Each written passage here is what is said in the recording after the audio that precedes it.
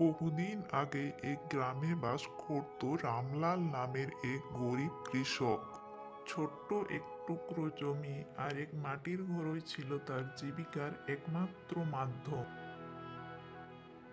বছরভর বহু পরিশ্রম করেও তার পরিবারে সে ঠিকমতো খাবার জোগাড় করতে পারত না। রামলালের পরিবারে ছিল তার স্ত্রী মালতী ও তার দুই সন্তান সুজয় ও তিন্নি।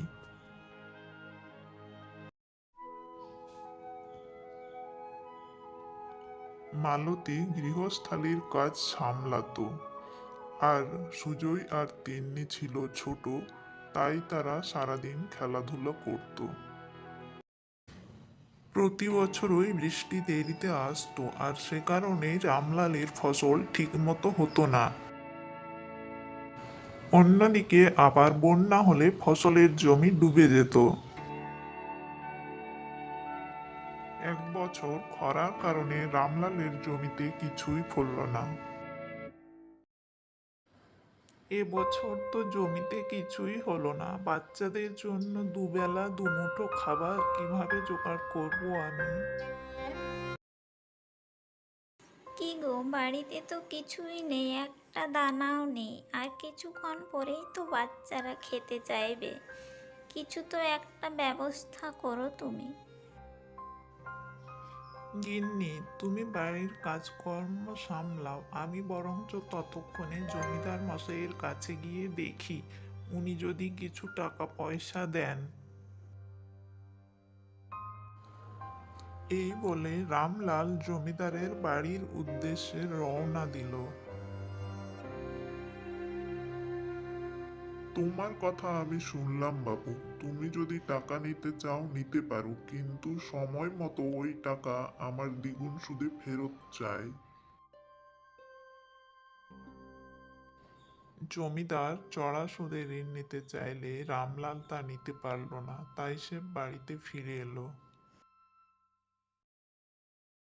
গিন্নি, জমিদার মশাইয়ের কাছ থেকে কোনো টাকা জোগাড় করতে পারলাম না, তুমি বরঞ্চ যা আছে তা দিয়েই রান্না কর। তুমি চিন্তা করো না, আমি বরঞ্চ পাশের বাড়িতে গিয়ে দেখি। ওনারা যদি কিছু দেন তাহলে আমাদের একবেলা খাবার হয়ে যাবে। এভাবেই দেখতে দেখতে দিন কেটে যাচ্ছিল।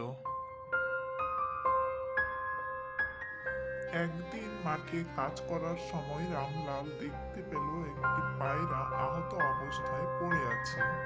তার ডানা ভেঙে গেছিল, তাই সে উড়তে পারছিল না। রামলাল দয়া পরবশ হয়ে পায়রাটিকে বাড়িতে নিয়ে এলো এবং পায়রাটির যত্ন করতে লাগলো। কিছুদিনের মধ্যেই পায়রাটি সুস্থ হয়ে গেল, কিন্তু সে রামলালের বাড়ি ছেড়ে গেল না, সে রামলালের বাড়িতেই থেকে গেল।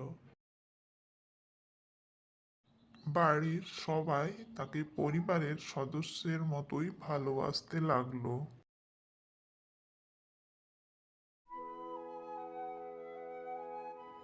রামলাল যখন মাঠে যেত, পায়রাটিও তার সাথে উড়ে উড়ে যেত। গ্রামবাসীরাও এই অদ্ভুত বন্ধুত্বের কথা জানতে পেরে গেল।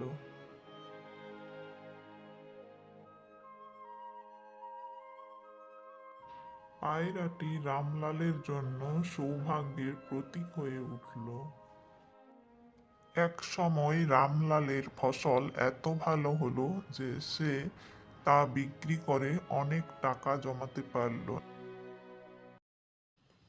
গিন্নি, আমার মতে আমরা যদি আরো কিছু জমি ইজারা নিয়ে চাষ করি, তাহলে সেগুলো বিক্রি করে আমরা আরো কিছু টাকা জমাতে পারবো।